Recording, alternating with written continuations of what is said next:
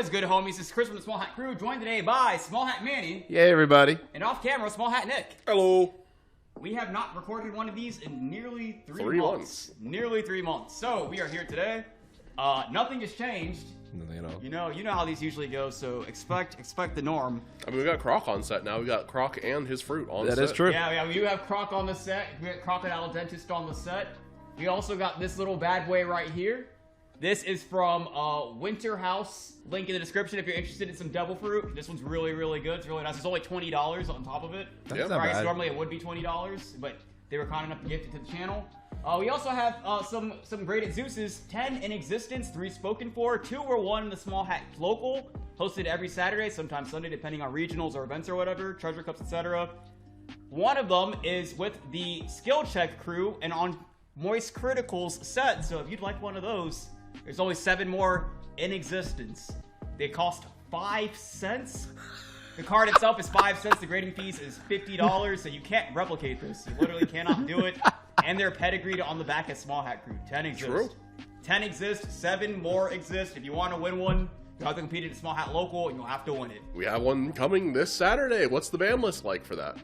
The ban list? So, alright, okay, so that's one of the topics. That's one of the shoot the shit topics I was interested in us talking about. So, in promoting the Small Hat Local,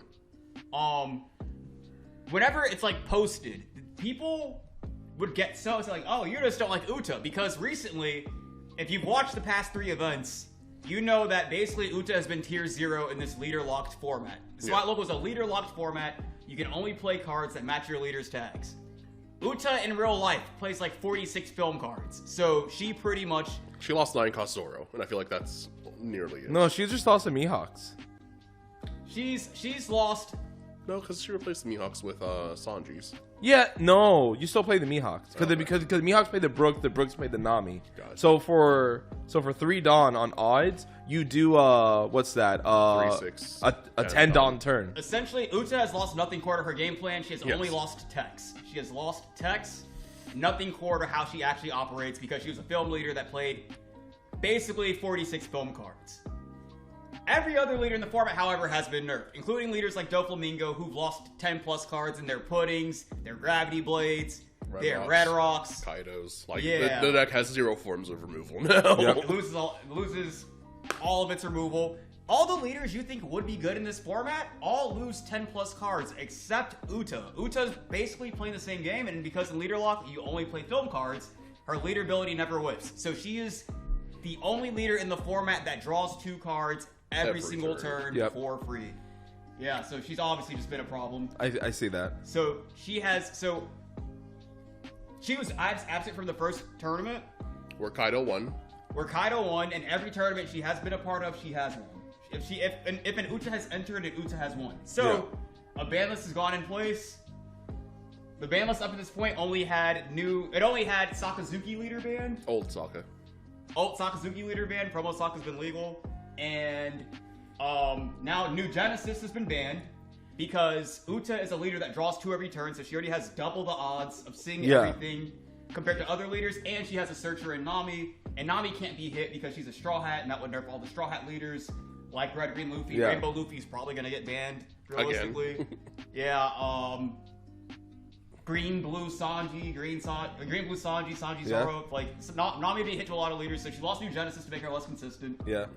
She lost I'm Invincible because Uta, being very defensive and having I'm Invincible, invalidated leaders like Kid and Kuro. Yeah. There's no reason to play them. Oh, was I'm Invincible banned or dropped to 1? It was dropped to 1. Yeah. It was limited. And semi-limited was 7-drop Luffy, because in this leader lock format, 7-drop Luffy is essentially our Gecko Moria. Yeah. Yeah, he's just too strong for no reason. Yeah.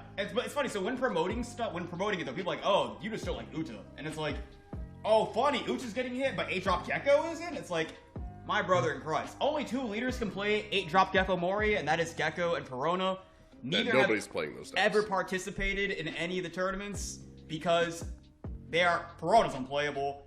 And Gecko, if he does anything, it's going to be some gimmicky either hand discard shit or climbing to 7K or 8K leader.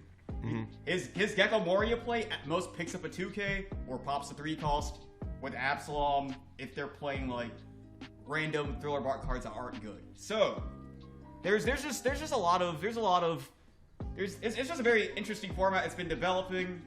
Rainbow Luffy was initially banned. He's come off the list recently, and I think he's going right back on it. Yeah. Do you want to talk about what was discovered? So by the time you guys watch this video, because I was uploading it tomorrow before the tournament, but for the sake of conversation, by the time you watch this, the turbo have already happened, and Luffy's probably banned by this point. So, you know the effect of Rainbow Luffy, how he becomes all types, but we're only letting people play Straw Hat cards with that leader. Yeah, the ruling is that you can only play the tags printed at the bottom of the card. Yes. His only tag is Straw Hat Crew, so you only play Straw Hat cards. Of any colors. That alone should have balanced him, right? That's what I thought. Turns out, all of the an yellow oversight. Go for it. All of the yellow Vegapunk Straw Hats are Straw Hats and can trigger their abilities. Because of Vegapunk's the leader! Yes. All this time, I thought he was a vanilla leader with 6 colors. He has an effect. There's also other cards that Chris was mentioning, like the one cost Impel Down counter event that says your opponent returns an active character back to their hand. Yeah. Is randomly a Straw Hat card. Even though it's leader locked to Impel Down leaders, which, hey, your leader is. There are randomly Straw Hat cards that are leader locked to non-Straw Hat leaders. That was an oversight I hadn't considered. Luffy's probably getting banned. Luffy is pretty much allowing you to play 5 life Vegapunk. He's getting banned. There's no reason to not play Vegapunk now. It's like you can play Vegapunk, or you can play Vegapunk with 3 more life and attack. Like he's got 6 colors. Yeah. And 6 colors. He's got the 2K Usopp that can just make your leader a 7K for no reason. Got the Trigger Robin that just has draw 2 cards. So and then we have Rocket Boots Luffy and everything. Those are just generic, but Jesus Christ. Yeah, I'm pretty sure he's broken. Pretty sure I thought he was balanced when he had no leader ability. Turns out the leader ability always did matter. So people found a way to abuse it. So powerful. I love it. I love every second of it. I hope to see it this weekend, genuinely. I already know there's one in the tournament. Oh, hell I'm pretty sure there's going to be at minimum 2. Yep. I know there are at least 2. One person's already submitted their deck list. I was talking to somebody last night that's already entered that hasn't submitted a deck list yet. And then most of the usually 80+% of entries come in the day right before, or now that I've opened up signups up till 2 hours before the tournament. Yeah.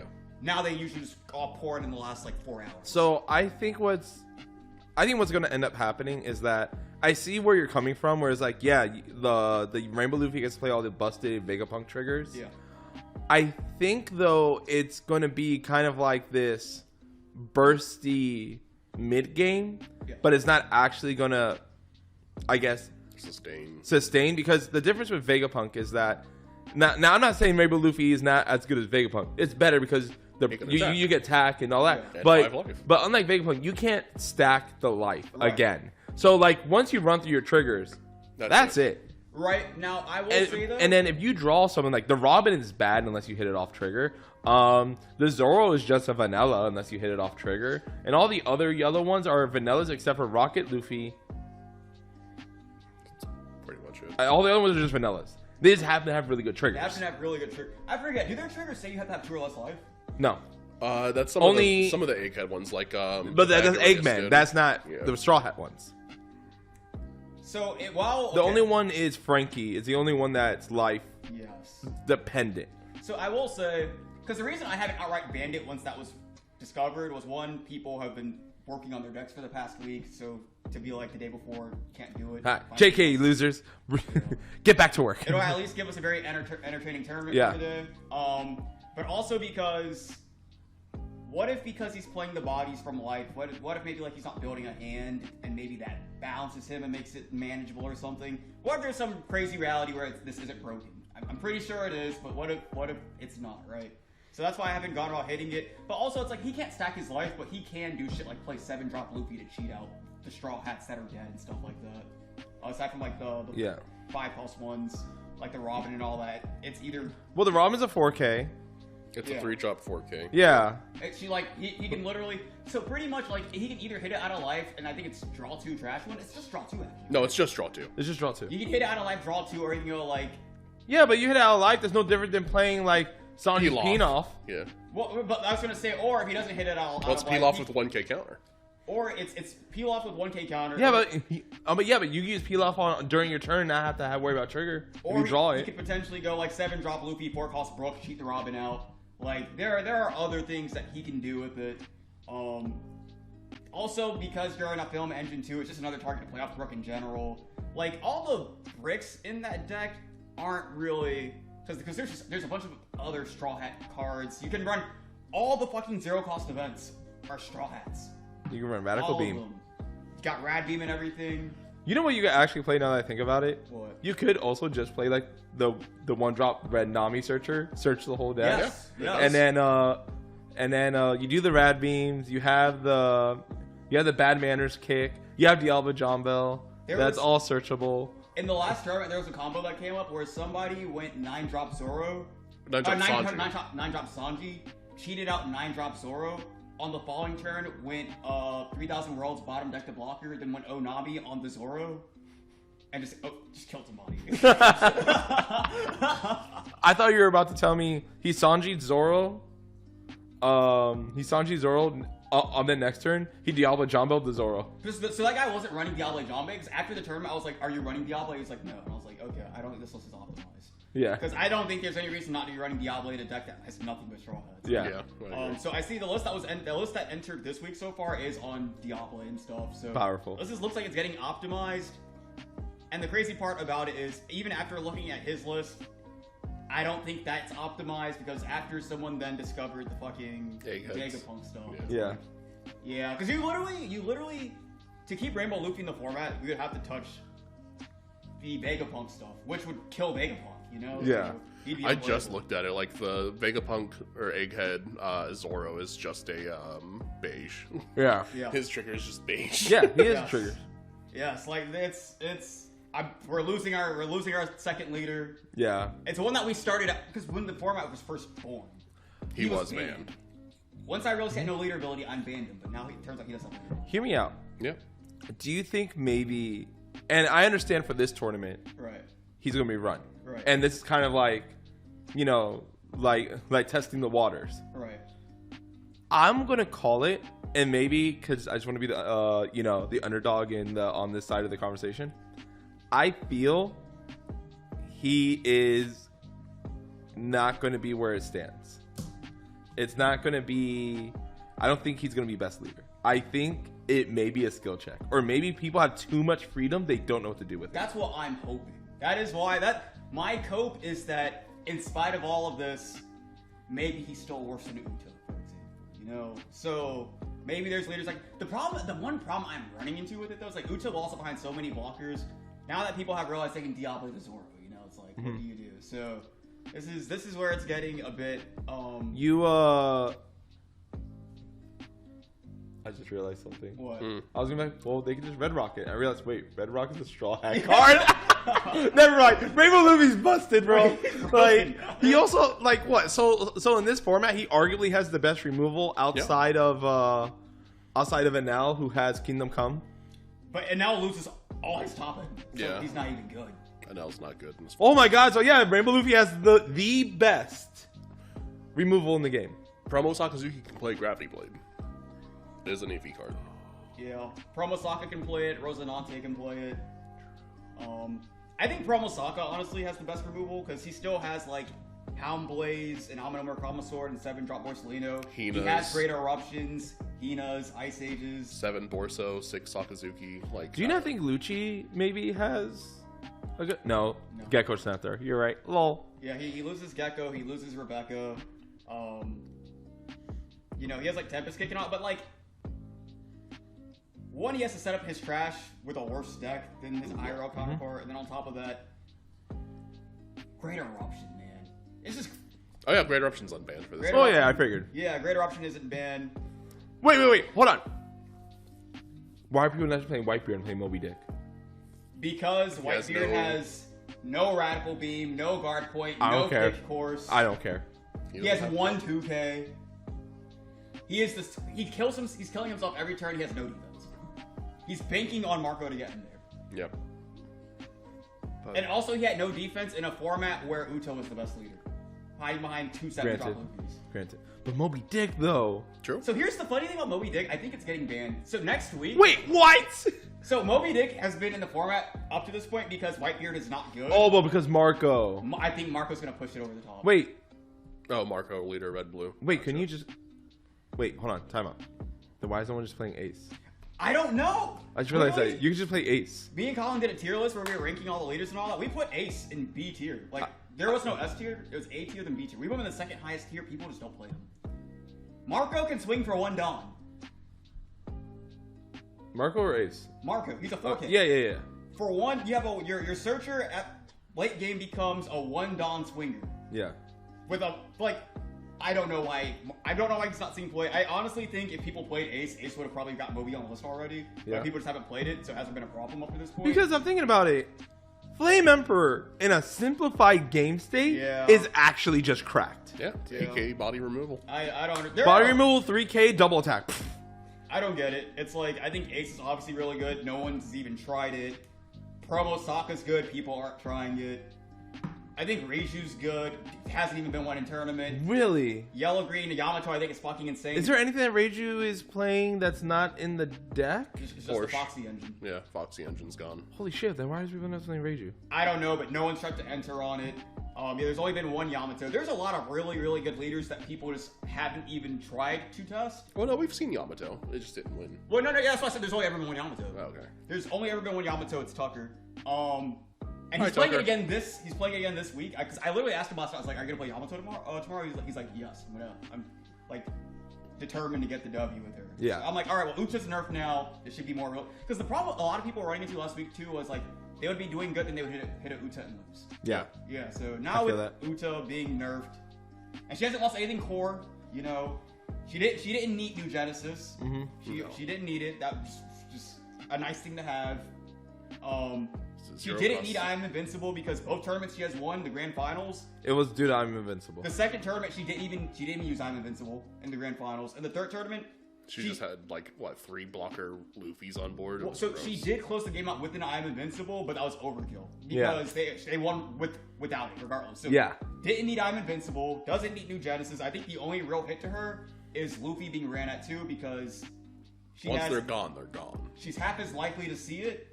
And also, she has 1 less searcher to find it. Gotcha. So, that's kind of what's going on there. I think if Uta still sees the Luffy, she's probably the best leader.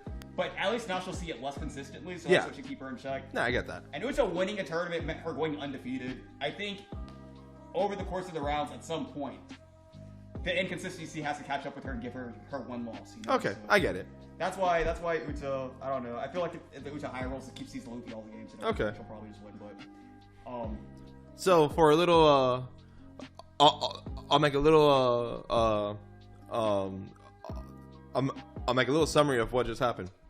Ace and Reiju are underdog picks that no one is playing. Yeah. Uta's getting a little bit nerfed.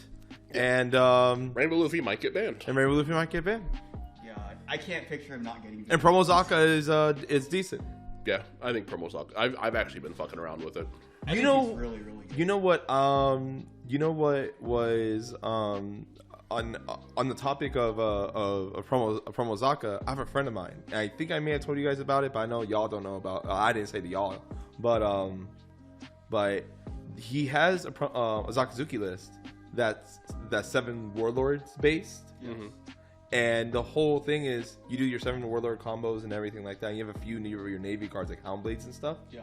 But it's because Zangoku could search the 8-drop Gecko. Yeah. And just that alone is like, I'll get it and I'll always hit on curve. Man, I don't know. I do know the East toyed around with that for a little bit. Because it wasn't banned immediately. They toyed around with it a little bit. They ended up dropping it.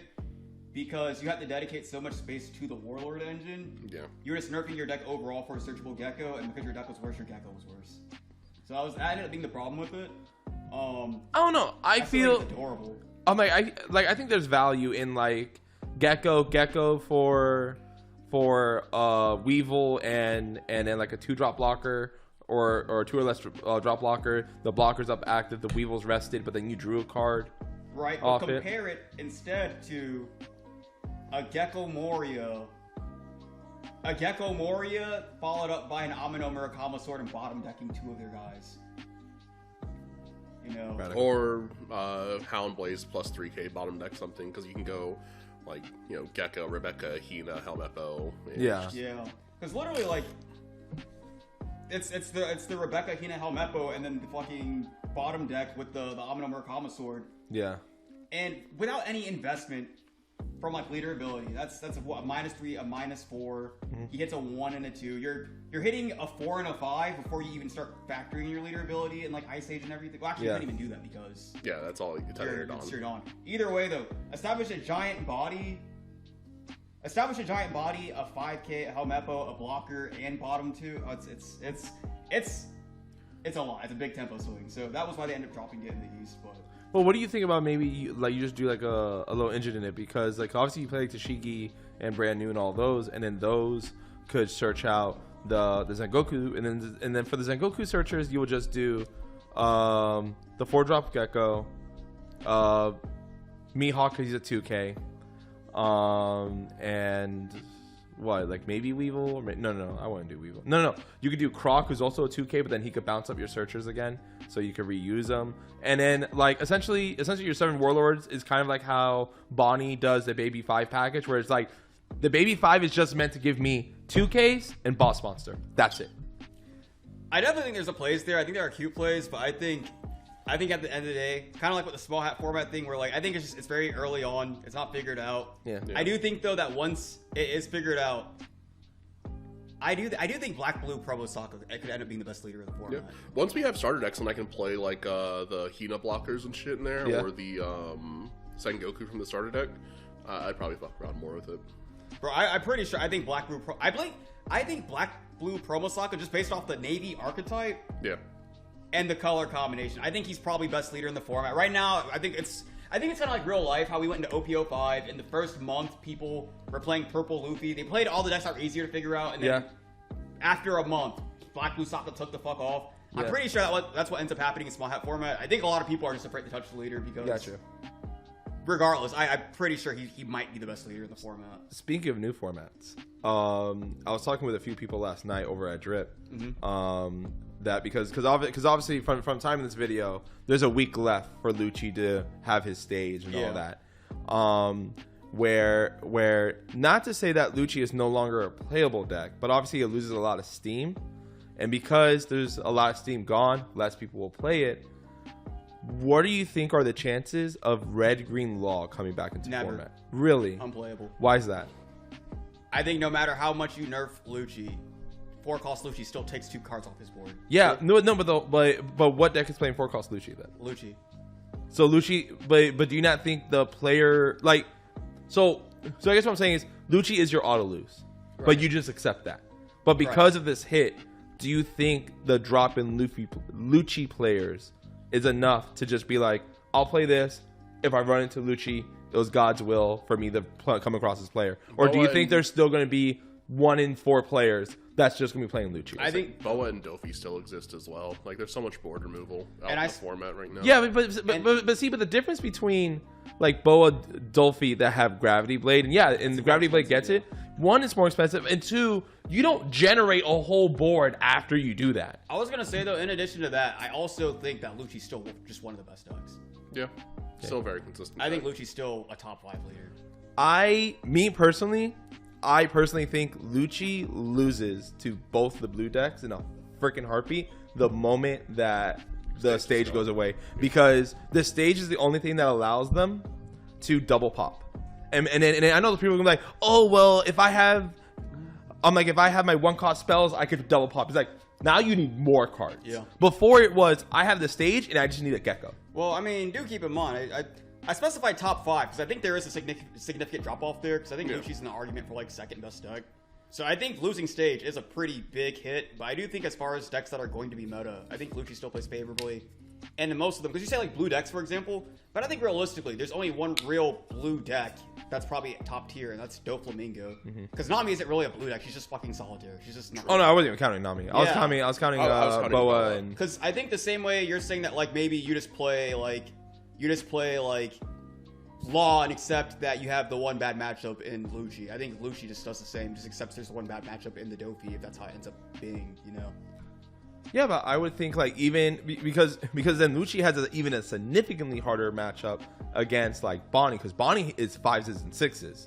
At least against Dolphy, it's 4s. Well, you have to remember though. So by losing stage, they start playing other stuff like Kaku again. They start playing all these other cards that hit higher. Yeah. Because the reason they only pop low right now is because they always have a -2 on the board. Once you take the -2 off the board, they start playing cards that pop higher. Because they're already like messing around with it, and they've gone back to Kaku. So that's where I think the problem there is. Because even when you look at it like that, like Kaku for example, leader swing Kaku takes out any 4 costs like Warlord for example. So there is that, and then if he ever does see his like Tempest kick. If he doesn't have the Luchi already, if he has a Spandine and Mill to Luchi, you can always get to it and just pop board again. So, because it'd be what? Tempest kick. Neg 3. It'd be Tempest kick leader ability. Tempest kick leader ability wouldn't get you though. Wouldn't get you 2 Warlords, but I'm sure there's something there that is probably efficient in some kind of way. Either way, I don't think Luchi's like. I think Luchi will still be one of our best decks. Okay. I really do. What are your thoughts? Go for it. No, I was saying I agree. What are your thoughts on? So now we're going into 08. I guess we can address both. With 08 coming out, starting next week, 08 becomes legal in the leader lock format. We're also gaining 08 very, very soon for IRL. What are your thoughts on us going into 08, gaining these 6 new leaders, and then like a month and a half from now? We'll get the starter decks later on, but... So, realistically, I only see 1 leader. The rest of the leaders that come out in this set, I feel are subpar. Who do you think the 1 leader is? Is it Marco? No, I think Marco is like an honorable mention. Calgara? I think it's Kagara. Kagara is the best one of them. Marco is an honorable mention because I think, like, part of me thinks that Marco is going to be one of the better leaders that come out of it, and I think that maybe there's a line for him. And I thought it was you play all the Whitebeard stuff. And then you just play 4 copies of Sanji, and then once you draw into the Sanji, you do the one Don the Marco, stack the Whitebeard, play Sanji, play the Whitebeard. Now my dude's this, and then like now for 10 Don, I established 2 9-drops, and I'm 7K. Like that, like I thought maybe that would be the way to go, because if Whitebeard could do what he does now. With the same card list, but Marco doesn't lose life at all. I'm under the understanding they will get to the same game point around the same amount of life, and being able to drop double big bodies at a time, and controlling the board.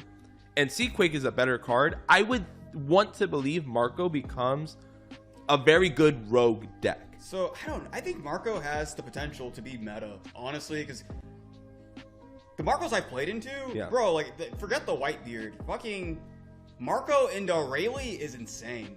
True. They go Sanji, and then they cheat out and pop an 8K on the board.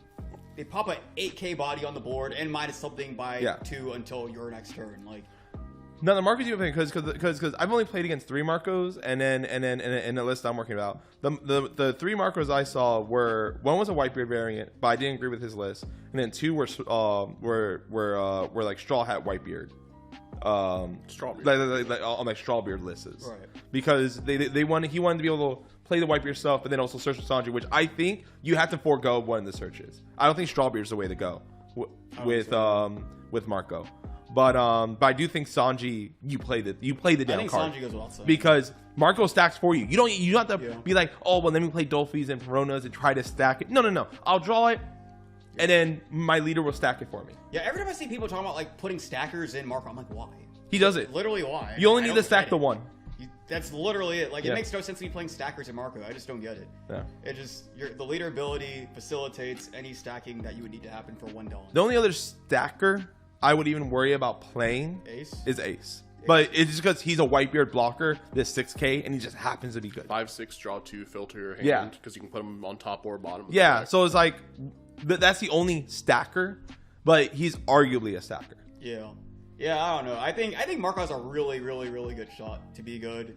He was the one leader that I think I downplayed the most previously. But after playing into him, I think he's a very competent leader. I think he's a really good shot. And he only gets better in October when we get the starter deck with the new Rush Ace that cannot be removed by card effects, and the 7-drop Whitebeard that just KO shit. Yeah. See, me, it's just the fact that I also love the interaction of that Marco Give 1 to Marco swing, minus limit by 2, pay 1 C quick, cut, pop. You start popping 5Ks for 2 Dong. Yeah. Easy, free.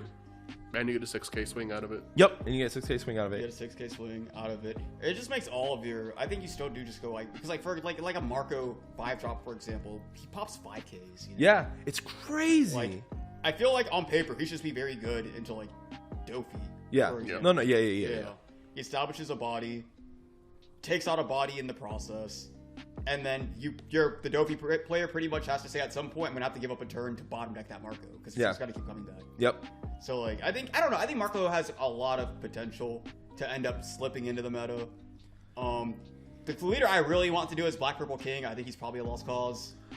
Laura wants to play him so much and have him be good, but it's one of those things where it's that exactly what I told her was that I wouldn't worry about putting the effort into him because next set we get the same color combination with a significantly better leader with the Gear 5 Luffy. Yeah. And it's one of those things where it's like, if I'm going to put brain power into OP08, it's either going to be in 8.5 with Dolphy. I'm still going to play Dolphy for 8 because now that Luchi got hit and that's my hardest matchup, I don't care about anything else. My hardest matchup now got easier. I'll just play Dolphy. And in 8.5, Luchi can never touch me again.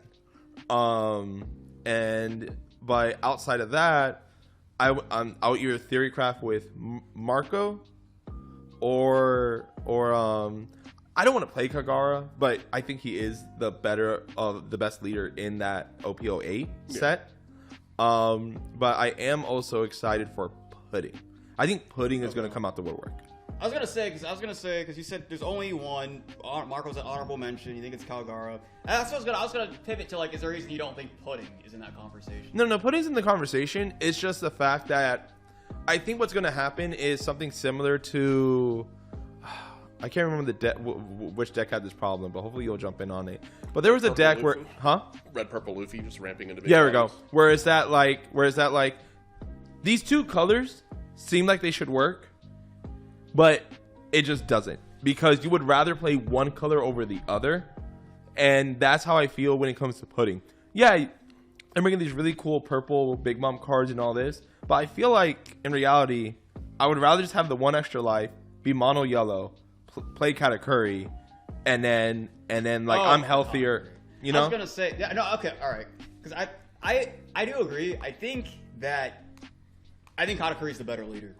He does have the extra life. He swings for a magic number every single turn. He does have the ability to put 0 cost trigger at the bottom of his life. Like, it's just one of those things where it's that like he's a 6 life leader basically. Yeah, and it's one of those things where it's that like and you know everyone's gonna want to play 10-drop Mom in their Pudding list. Yeah. But you're at 4 life, and the weakness to yellow was that if you rush down the Katakuri too hard, they can't safely drop Mom. They can't safely drop the Mom. Well, and that's with 5 life.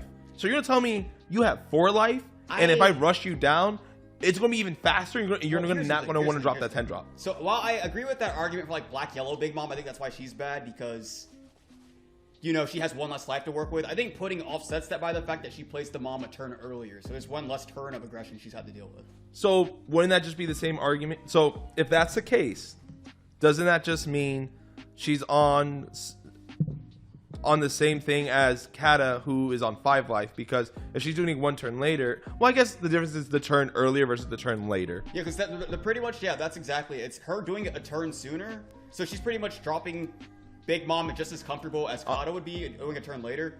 But also on the turn Kata would be doing a 10 Mom, she's with her second 10 Mom. And you're right. And then I would be on 9, then going to 10. So she'll be going 10 drop on her 8 Dawn turn, right? And I'll be going to 9, which either I have the 1 card answer to it or not, right? And then I can't do anything else outside of that, because even in yellow, your best answer is Kingdom Come, but I'm spending my whole turn now 3 Dawn left over to do whatever else left over, but they already healed, right? So they'll just take it again. Next turn, drop another 10 drop. I need to have it again. Yeah. Even if you can't, and you have to be able to answer that Mom, because it's like she dropped the Mom a turn early. The Mom ripped a life off of you, and then if you can't answer the Mom on 9 Dawn, Mom's ripping another life off you, or a bunch of counter, or a block. Yeah, you're right. I think I don't know though. So those are my arguments in favor of pudding. However, I do agree with the same overall sentiment that I think pudding is basically gonna end up being the Yamato, the yellow green Yamato of the set.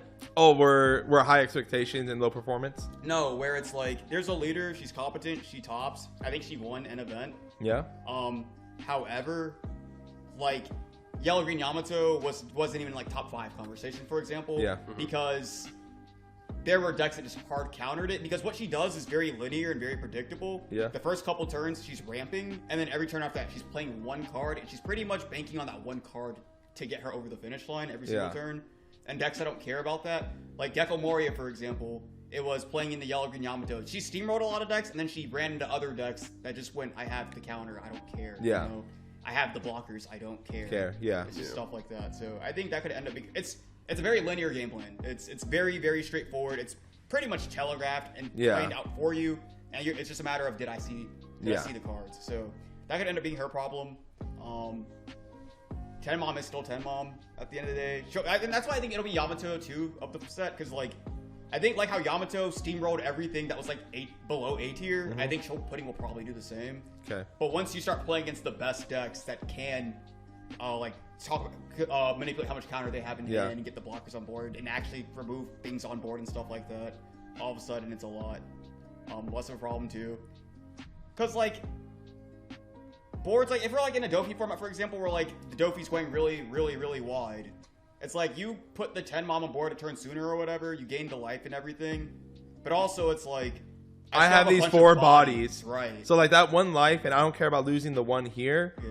I'm just gonna hit you for all these 7s. Yeah, there's like that. There is a blocker in the 4-drop Dofi on top of it, which is one of the problems Yellow used to really deal with. Yeah. So you like put them having like an Amaru or something to deal with your blocker or something to pop it. So he alone is eating like the big mom swing from that turn. If Dofi is playing like 6-drop Boa, there is a frozen mom that can't swing on the following turn. I think it's stuff like, I think once the argument is like, once she's playing against like the top leaders, just like Yamato dominated everything below A tier. Yeah. And she crumbled to all the leaders that actually were meta. Yeah. And I think that's what Pudding's probably going to So Pudding's just going to be the new gatekeeper? That's what I think. Because remember, and I think a great way to look at it too is like, when we went into OP03, that was Katakuri's role. He was the gatekeeper. Yeah, true. So essentially it's, for you to find out if you have a meta deck is, could you beat Pudding? Pretty much. If you could beat Pudding, then there's an argument for it. Yeah. Yes. If you can't beat Pudding, you're just at best rogue. Yeah. That's why I think it ends up happening to Pudding. I don't think Chopper has a future because Zoro exists. Yep. There are no green animals to warrant running Chopper. And you lose a life. Wait, aren't the minks also considered it? No, they're not. They're not. How dare you say that? They're minks. They're not animals. I was gonna say, if y'all had to pick a top, like I was sitting here thinking about it this entire time, if you had to pick a top 5 leaders that you think we'll see play in our weird OP08 Western ban list format, what 5 leaders do you think we'll see the most play? Me personally, I would say it would be Dolphy, Anel,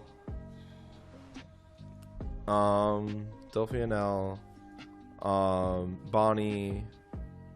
I think Gecko comes back into the fray, and maybe I'm coping that people just kind of drop an L, but I see where your guys' argument is. Like, even though he doesn't get the double pop, he's still super consistent. So I guess Luchi.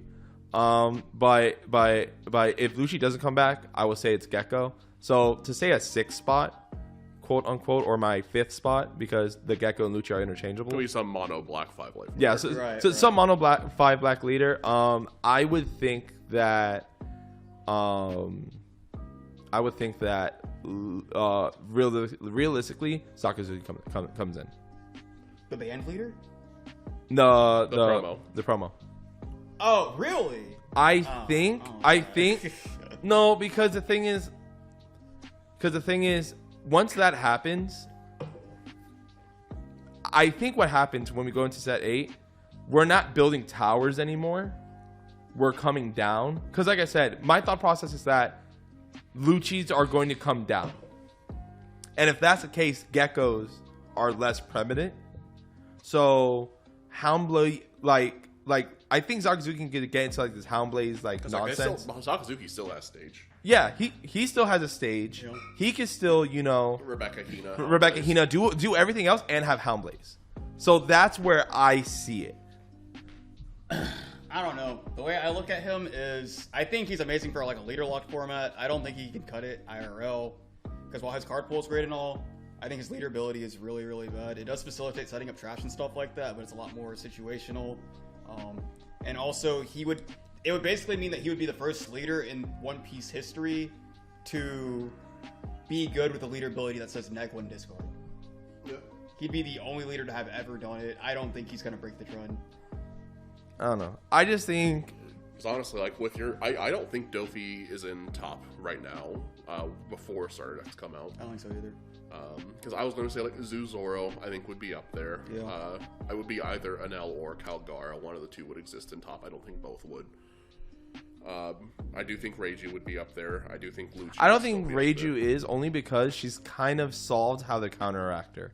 I think it was a thing before because it was kind of like the new kid on the block. Like it's like, yeah, Reiju was there as a leader, but no one took her seriously. So it was like, oh, I'm not gonna play test against Reiju because I'm never gonna see a Reiju. And then I forgot the name of the player, and I was quoting him a few days ago, and I looked at the video. But the dude that talked to Reiju that put in the Foxy card, the Foxy package.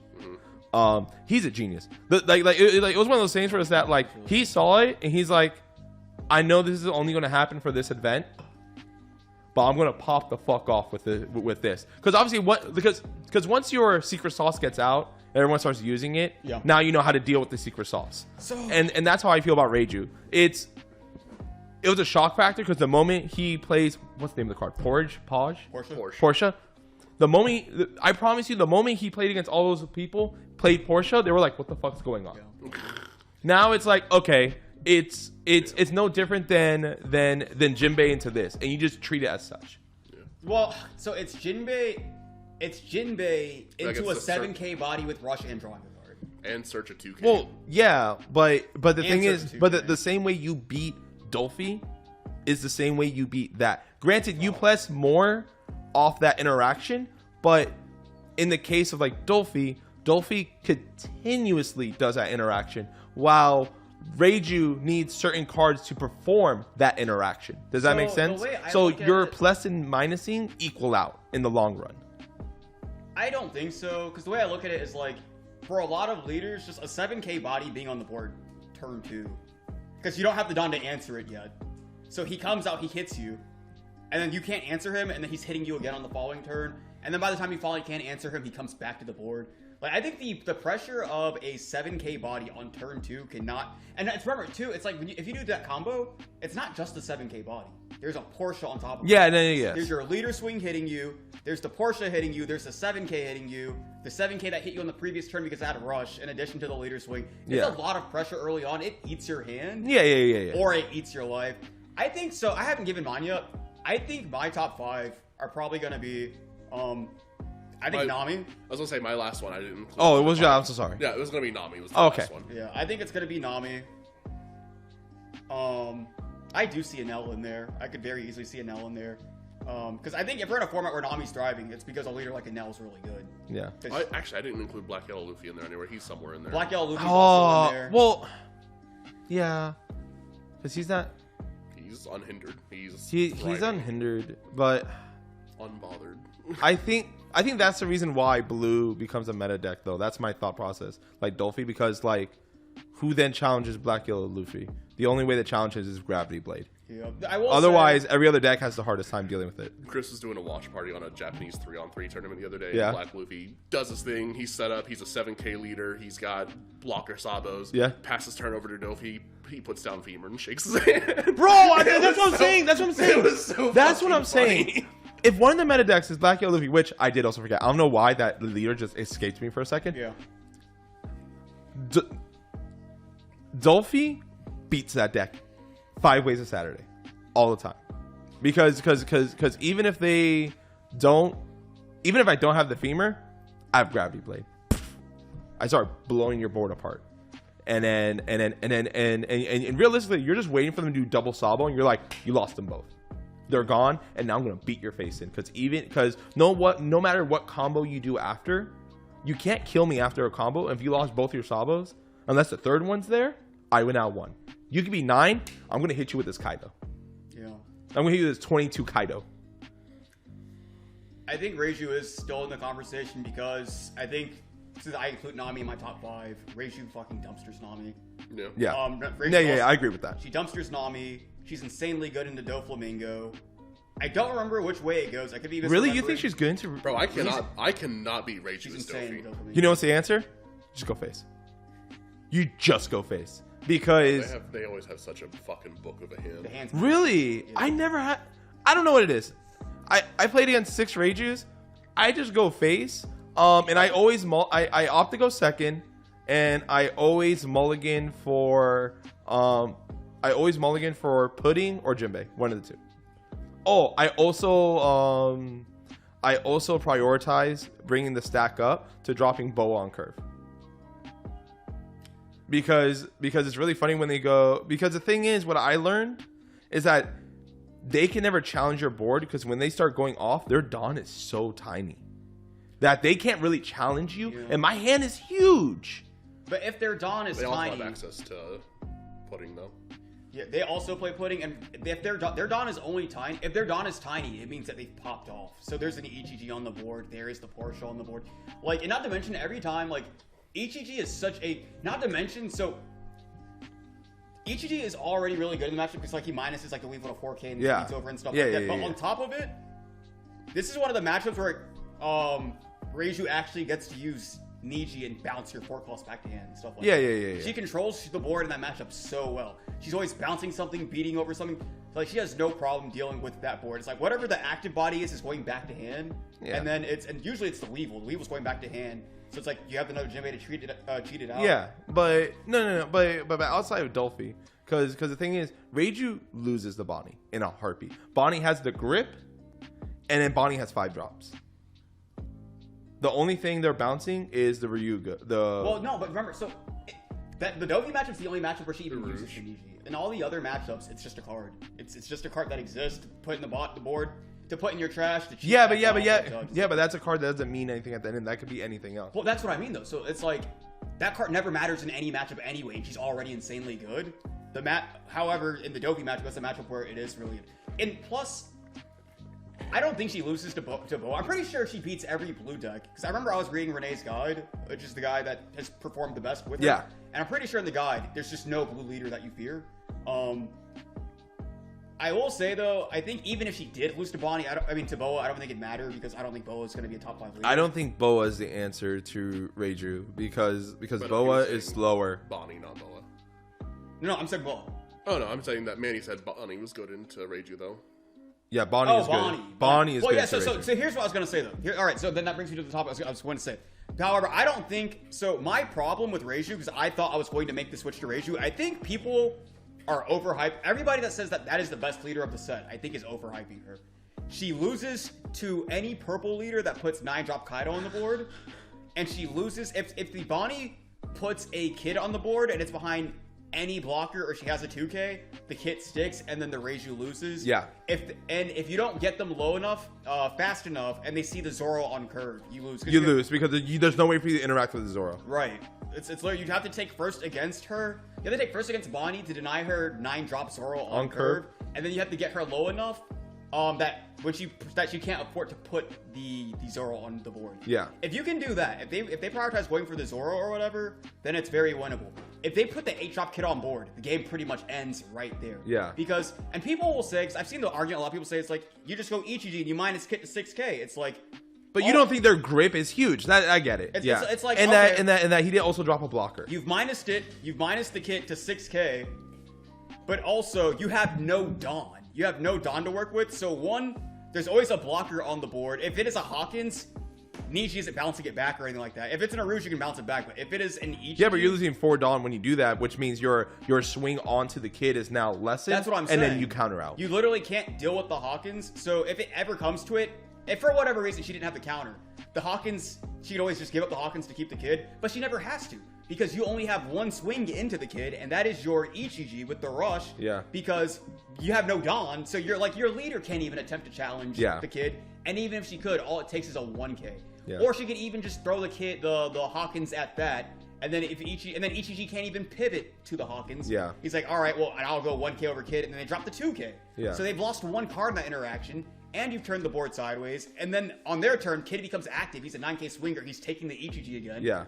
And then it's like, all right, well, can you get the Ichiji back out? And then even if you can you deal with my massive hand, my sideways Kid, whatever new blocker I put on the board, in addition to the Hawkins that was on the board that you couldn't deal with last turn. In addition to my leader ability, that rests one of your guys. And my leader ability. That rests the guy, so now your builds are vulnerable. That's what I'm saying. Like, Bonnie's going to be a more relevant deck than Reiju. And because there's going to be more Bonnies than Reijus, I don't think Reijus break the ceiling. That's my thing. I think Reiju will be good because she beats a lot of the top leaders. But I don't know. This whole like argument about Reiju being the number one leader of the set. Oh no, there's no way. There's no shot. There's I no. can see her being top 5 for sure. I can see her being top 5 as well. There's no meta leader that can so easily be counterplayed. She's probably the only meta leader where there are at least 2 decks that have auto win buttons against her. Yeah. You know, Bonnie has 2. Bonnie has literally. There is the Kid. And there's the Kid. Zoro. The Hawkins. There's the Kid auto win, and then there's the Zoro auto win. Yeah. If you don't get her low enough, if she puts the Zoro on board, you lose. If you do get her low enough, but she puts the Kid on board, you lose. Yeah. So it's like there's that. Black Yellow Luffy's board. And then there's also because there's 3, and then there's the Black Yellow Luffy match. Because then he's 9K. How do you challenge? You're him? already struggling to challenge Kid. You're challenging to challenge An you're 8 struggling drop. to challenge a 6K Kid. Yeah. How are you dealing with an 9K leader? Yeah, because you can't minus him. So there's that, and then there's if you ever run into a rogue purple matchup and then they put the Kaido on board, your bodies have no effects anymore. Yeah. You literally cannot. Like that's why I think she's one of those leaders where if she plays in the meta, she will do phenomenal, unless she hits the Luffy. 'Cause I don't think Bonnie's in my top 5. Is the thing. I don't think Bonnie's in my top 5. I agree. That's wild. She's just not in my top 5, bro. We haven't even discussed. All right, because all right, as far as my top 5, I do think it's Black Yellow. I do think it's Nami. I do think it's Enel. I think Reiju does have the potential to be in that conversation. So then Luchi's your last one. No, it's probably. It could be Cope. It could be Cope. I think Marco. I think if how Marco is constructed now, from what I've seen, I can't see that. But I think if he gets solved, I agree with you. If he solved, it could be Marco. But realistically, I think the real answer isn't Marco. Because that's why I say I think he's Cope. But if he were to be Cope, I think my real answer would be Zero. I think Zero's my top 5. Yeah, Zoro. It's gas. Oh yeah. It's also another leader that can like main deck the Diable Jambe for the Black Yellow Luffy matchup. Mm-hmm. So there's that. Not to mention it's already performed well over there in the East. It was performing decently in the East in their Tier 0 format with Red Purple Law. Red Purple Law is now gone. So yeah, because we're playing our own format. So. And the bodies become harder to hit for Luchi. Yes. Okay. So that's what I think my top 5 is. It's really hard to say. On the topic of 08 leaders coming in and shaking up the meta, because like for example, not including like I don't think Red Green Chopper does it because Zero exists. In the whenever I'm streaming or whatever, I'm talking to chat and stuff. It's where the small hat leader lock format comes up. People do think that Chopper has the potential to be one of the top leaders of that format. And in leader lock? And leader lock because he is the Zero. Because he can play the animals and Zoro can't. Oh, true. Yeah, and then he basically has Zoro's leader ability, except instead of pumping all of them, he pumps 3 of them. I was about to say, what is it like Dawn times 1, give 3 characters rest Dawns, or just activate main, he does it with no cost? I think it's Dawn times 1. Let me check. OP08. Well, while he's doing that, Chopper. Chopper. That's the only way Chopper becomes relevant is in a small hat fantasy a small hat fantasy league. Hell yeah, fucking fantasy league. Yeah, that's why I say like so I think as far as this leader lock format, Chopper has the potential to shake it up. Pudding could potentially between because Katakuri is already one of the best leaders of the format. Yeah. Between the combination of Katakuri and Pudding, there could be an argument. 10 mom. There could be an argument to semi-limit 10 mom. Because we already know both's getting banned. We already know Marco's gonna get both banned. I don't know how he does it, right? Yeah. Both's probably getting banned, and then 10 Mom, depending on how the leaders perform, the Big Mom leaders perform, will determine whether or not 10 Mom needs to be hit. But also coming out in 08, so it's Calgar goes fucking insane in leader lock format. Yeah. He goes insane. I think he might be Auto banned. I don't think he's auto banned, but I do think he's a top. He's so easy to ban. What if you just banned his vanilla? Then you don't play the leader. I know. You're getting mad, man. You know how funny it would be to put a vanilla on the ban list, though? It was why I was very upset when we went into OP03 and they banned Kabaji. Yeah. I was so mad because I was like, this is one of the few times where they could have put Moji on the ban list. Because he was the only Moji that existed at the time. Yeah. So they could have put a vanilla on the ban list. It would have did the same thing, but it would have been so much funnier. And any like tourist that came through and saw the vanilla, like, what the fuck? I Bro. call them tourists, even though this isn't an FGC. You know what would have been funny? Imagine if they did do that, right? Yeah. But now that in 9 we get the new Moji, Nami players are just like, well, no. See, I think if, like, for example, if I was Bandai, I would have put Moji on the ban list. yeah. And then as I released 09, I would have swapped them. I would have taken Moji off and put Kabaji on it. That's what I would have done. Because future-proofed it, brother. It would have been so funny to God forbid. a 1-3 vanilla on the ban list. God, I wish they'd done it. That was unsearchable. God, I wish they'd done it. Oh my god, that's a missed opportunity. That's common Bandai L right there. That's very unfortunate. Oh, what other leaders do we get in this set that have the potential to shake up this small hat? King, brother. No, King ain't doing shit. King could probably be good in the leader locked format. The Black Animal Kingdom Pirates are gas. They're really, really good. I was talking with somebody on Wednesday because actually I think I was talking to Nick where I was like, you know what's fucking wild? We'll never get a purple Animal Kingdom searcher. We do. There's a one-cost event. Yeah. A real searcher. No, okay. a searcher with counter. Yeah, a searcher with counter that can actually be used as a swinger if the situation called for it. Because we have the blue one with Who's Who, and then we have the black one with Queen. Or yeah, it is Queen. But goddamn, we'll get a purple one. Mono purple Kaido is just chilling there like, Hey, fuck. I can't believe it. I don't know why they did that. They could have given him a searcher. I don't know why they made Queen black. Queen should have been purple. If any leader can afford to get a searcher, it's fucking Kaido. Bro was using OP01 and started at 4 points. Almost 2 years later. So, this is something I just thought of when you said that. And it's a quick thought. I could be 100% wrong and get roasted. I'm just curious. Do you think maybe that's the problem? This is devil's advocate. Do you think that's the problem with Kaido? No. Is that we overvalue Onigashima? No. No, I think without Onigashima, I think the leader's bad. I think if you take Onigashima out the equation, I'm going to play purple Luffy. Yeah. Valid. Yeah. that's where I am with it. I was like, King's almost a vanilla leader until like you're gonna try to kill. Except for like we have Black Maria coming out now, you can use that leader ability much more often. But without Onigashima, he really is like a nothing leader. I like how red purple law players were like, man, why they gotta hit us? I'm like, well, Black Maria's a card. Well, why can they ban Black Maria? Because they have to sell OP09. True. You think they're? I don't know if that. I never do agree with that argument because I think they could have leader locked Black Maria. Well, that's what they should have done with it. And same thing with Gecko. That's what they should have done it. Instead of eradicating. Oh. I'm gonna pivot back to Moji on the ban list. Yes, but Radas, but like.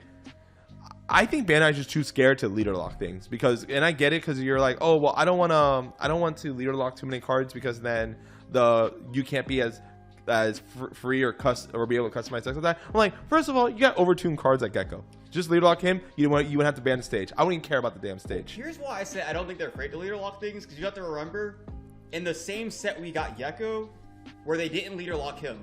In the same set, in the same archetype, they leader locked Sindri. Yeah, Mill 5 on plays. They leader locked Sindri and didn't leader lock Gecko. Yeah. So I don't think it's that they're afraid. I think they just don't know what they're doing. Probably. I think it's incompetence. That's honestly. I think anybody could have read Gecko like, this card's fucking stupid. He's gonna be so broken later on down the line. The other thing I was gonna mention is, why didn't they just go, we're not banning this leader. This leader just has an errata. Because they're not afraid of erratas. They errated all except one. They read it all set one but for they- up to. I understand. But they didn't change the effects of the cards. It's the cards always had those effects. Gave them problem-solving cards. Yeah, they eroded them so that the cards now said what they always did. Like Nami said she couldn't search. Nami said that she couldn't search events. Yeah. Basically, she was pretty much see you in 2 years. Yeah. And they went back and eroded and made it so that she was her own card that does search events. Yeah, but this is the thing though. They could have just eroded it so then people who invested in their Ultinar Zakuzukis or the foil, or the original Red Purple I Law agree. can still use them. I agree. Because, bro, I'll tell you this right now. I felt bad. What was it? I think we talked about it in a podcast episode forever ago where there was a dude that went the day before they announced that they were going to ban Zakuzuki and eroded him. He paid $130 for the Ultinar Zakuzuki leader next That's his day. own fault. Well, I think a great example of that is like at our local, Charlie Moist Critical. Yeah. As he was getting into the game, he bought Black Blue Sakazuki. That was the deck he bought, and then he found out it was banned. Yep. He bought it after it was banned. He started building it after. Did you ask him why did he pick that deck? Like, what research did he do prior to make him be like, He wants to win. That's why he's on it now. no. I understand that, but like, I would figure because he just got in the game like 2 months Right. ago now. Right. Yeah, it's 2 months. About 2 months ago. Yeah. I mean, for the sake of the argument, 2 months ago. No, it's 2 months. 2 months ago, if I typed in best decks in One Piece on YouTube, because that's how most people net deck, hit enter, they're going to show me new videos. They're not going to show me Sakazuki. So I'm curious. You know what? The next time I'm going to ask him that. I'm going to ask him, how did you research to be like, let me see what the best deck in One Piece is, and Sakazuki popped up. Well, here's what I think. So I think he was just cracking boxes and read Sakazuki. Like, honestly. because they He did bought pull- set 5 boxes.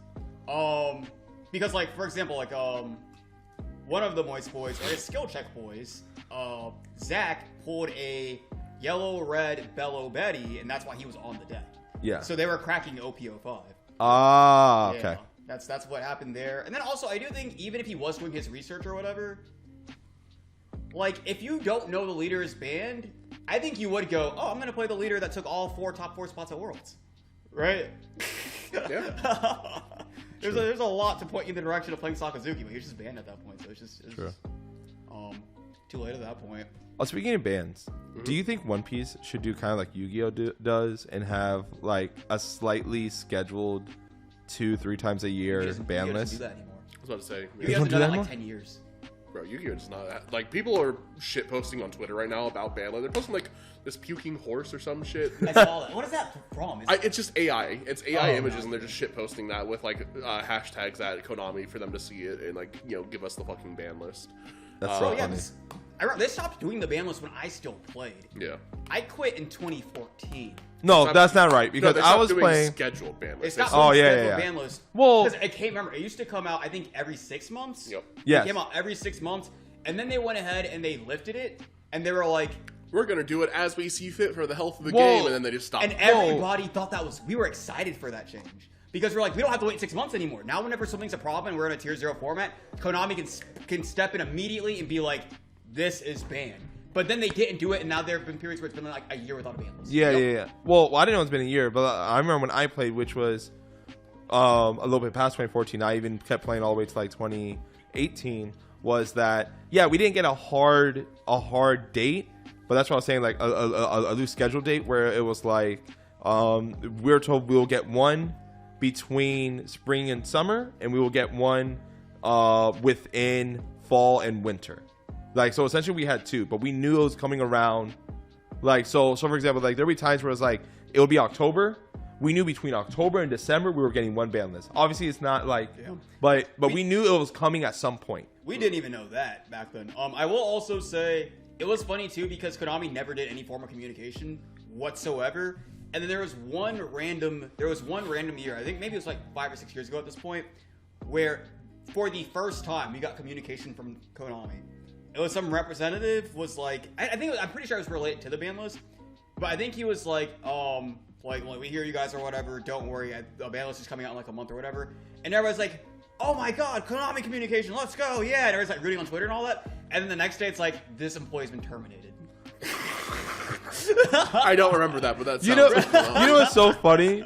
It's like the I'm like, there's like a common trope in like movies or shows where usually like there's like the oppressed, and then like there's like one member of the oppressor class that's like, oh no, I'm on the wrong side. I'm gonna help these oppressed people. It's like, guys, I'm gonna help you, and then he gets shot by like, he's like, oh, he was weak. Like that, he didn't get fired. He actually they shot him down. I was like, we're Konami. How dare you? Konami talked to the Boeing guys. Yeah. It was just so crazy because like people saw that shit and like, oh my god, Konami, is this a step in the right direction? Listen, nope. And then you find out, bam, you find out that he went rogue. Konami didn't give him orders to do the right thing.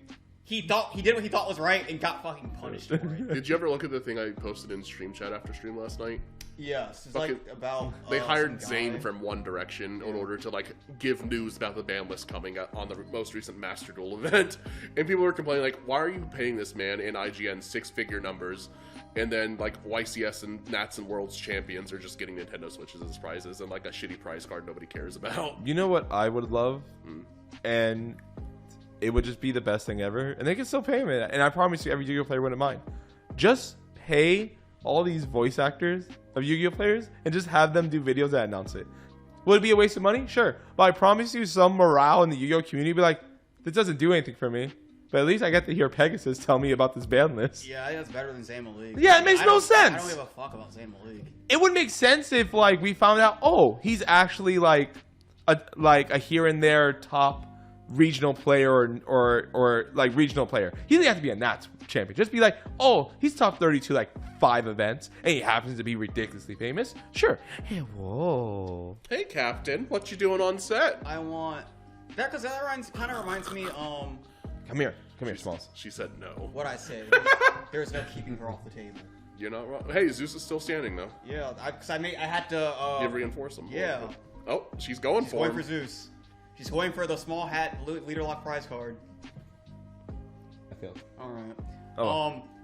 Because I do remember like they were doing tournaments a few years ago. I don't remember what they were, Smalls. but they were tournaments that were being like narrated by Pegasus. Yes, I remember those. And I remember like there was random rule change. They would like Those are the Pegasus challenge. Pegasus challenges. Yeah, he would do like a random. He'd say some like random crazy thing like you'd be playing the game or whatever, and you're winning or something, and then he'd be like, "All right, like discard your hand, draw 5 new cards or whatever."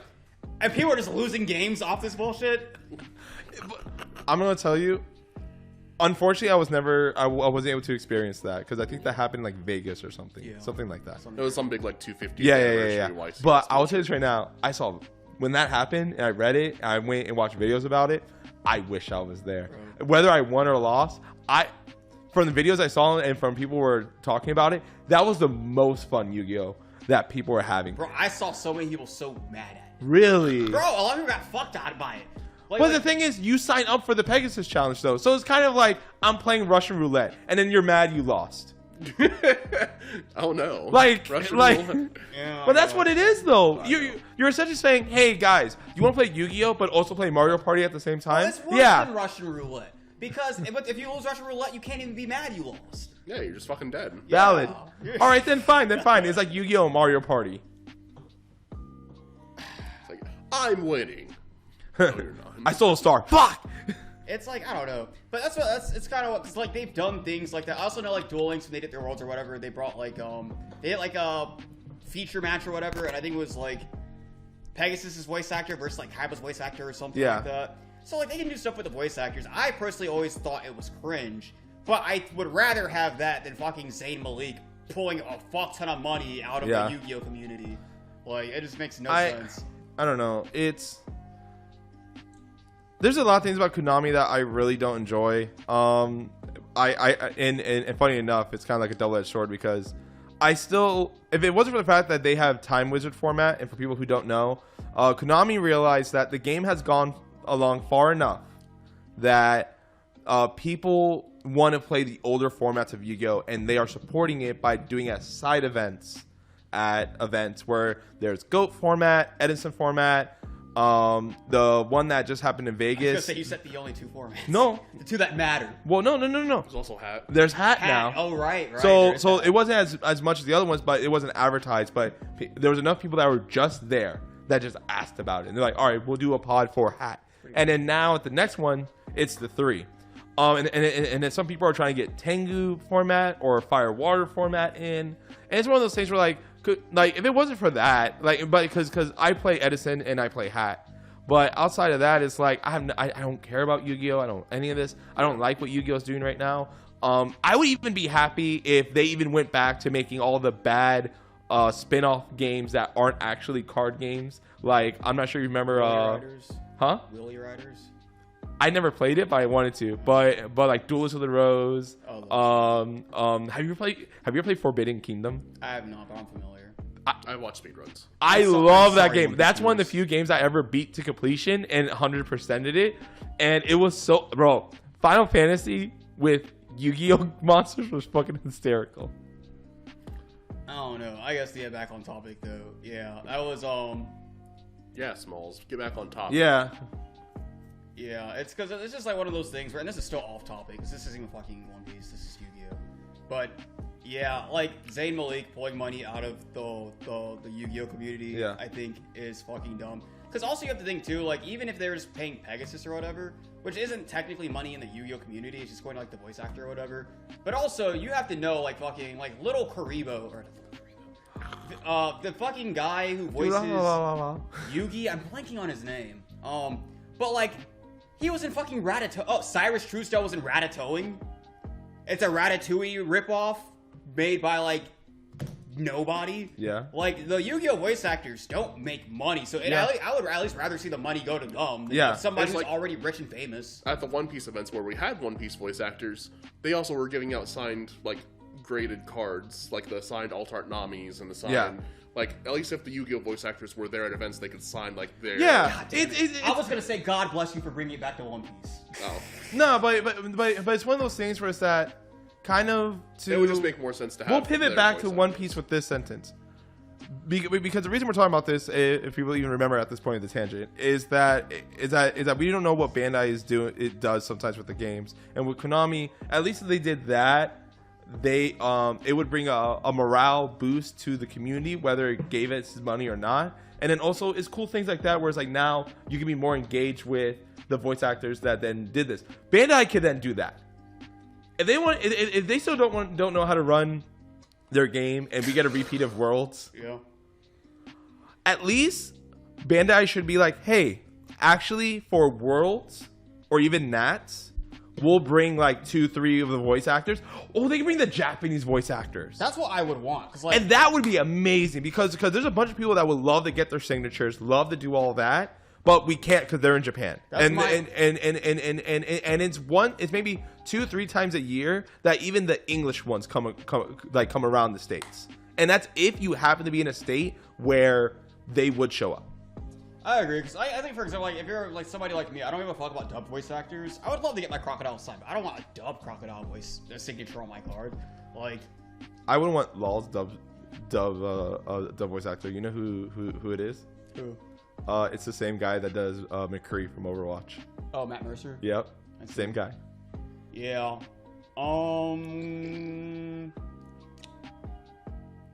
Okay, so it looks like we pretty much covered all the topics that I wanted us to address, and then we've kind of been shooting the shit regardless. I think the only thing we haven't talked about is, as far as the leader lock format goes, there are three archetypes that do get big buffs, and that's Purple Animal Kingdom Pirates, which is a buff to Kaido, which is already pretty good in the leader lock format. We also gain all the egghead stuff, which is... I think S-Snake is ridiculous. Wait, is that an 8 or a 9? S-Snake. It's 8. 8? I think S-Snake is bonkers. Vegapunk gets a little bit of a buff. I guess Rainbow Luffy, if he's not banned, gets a little bit of a buff there too. Yeah, but Egghead can't play like 10 Ace or 9 Yamato or anything big like that, so... Yeah, but S-Snake is a beige. No, I know, but I'm just saying, like, Egghead in, like, the leader lock format's just not great. I think he's... I don't know. I remember this, me and Colin were talking about, we gave him, I think we put him in, like, Sears or something because he has no top end. Yeah. But I do think that, like, he can still, I don't know. You just gotta give him a top end. I think if he gets a top end, he'll be fine. He could be decent in there, and, like, it doesn't hurt for him to get these new cards. And then we get Rainbow Luffy. I thought it would be above him getting the purple Straw Hats, but they are locked to purple. So, like, if he plays, like, 7-drop purple Luffy, he can only play a 5-cost purple Straw Hat out of it. Because I was gonna say, like, if you could go like 7-drop Luffy and then cheat out like the Brook or whatever, or any 5-cost Straw Hat or whatever, that would have been really, really big. You know, like cheat out like fucking Rocket Boots Luffy or something. Yeah. And then we also get, once we are out of OP08 and we're in OP08.5 with the starter decks, Whitebeard Pirates get a very big buff. If Moby Dick isn't banned by that point, it sure as fuck gets banned by then, right? Yeah. We also have Green Film, where Uta, who's now been nerfed, starts to get some more cards. God forbid. We also have the Warlords. Dofi gets a lot better. Croc gets better. Boa gets better. Oh yeah, so I know you said for the next one, OP8 is legal. Are the starter decks also legal at the same time? No, so I decided against it because just us getting OP08 is already such a meta shakeup, and there's like, that's 6 weeks to figure out our new meta. Because once the starter decks come in, it happens again. It's another meta shakeup. Whereas if we instead start with these starter decks, that's just gonna be 3 straight months of playing the same meta and just trying to figure that out or whatever. And I would rather have a meta shakeup every 6 weeks. That makes more sense. You know, I think that's more fun. Because also I think like if you're playing 08, you have something to look forward to. Yeah. Whereas if you just start with starter decks, it's like, all right, well, we're just playing with the same card pool for the next 3 fucking months. True. So that's why I'm not doing that.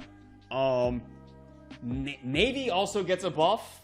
Navy gets a buff. We got our starter deck with our Smoker and all that. Yep. Smoker's apparently doing stuff overseas already. Dude, I'm telling you, won 2 the events fucking 5-drop Tashigi, I think she's good. It's not even that. It's current Smoker. They don't have those cards yet. Wait, no, those are out there, right? No. Oh my god, it is. Then it is. All right, you gotta calm down, bro. You're freaking me out. Because Dofi's playing the new cards. That's why I remember. That's what made me. Yeah, yo, Tashigi's cracked, bro. I think I told you. Rewind back to that video. I will say, Tashigi's cracked. Japan just got OP09 like this past weekend or this weekend coming up, so Smoker probably will fall. He could fall off. You know, it could be the same thing as OP08 Calgara, where he did stuff for like the first month and then he. Yeah, but I think but the funny thing is, I think Smoker is gonna have a bigger ramp because back on that same video when we were talking about Tashigi,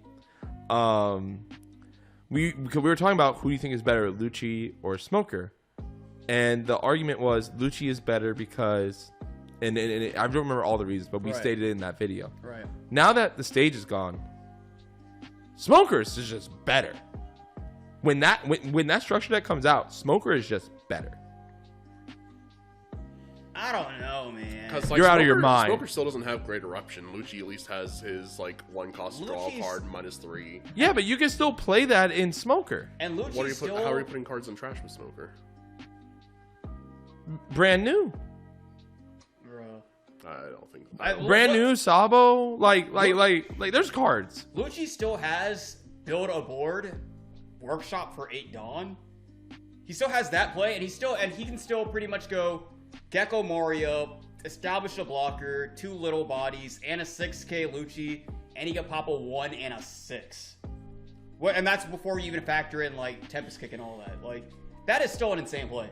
Yeah. For 8 Dawn, you build an entire board and pop a 6. Also, to be fair, I understand Ice Age isn't the same as Tempest Kick because when it replaces stuff and all that. Right. But then you can still search the Ice Age and get all these things. All right.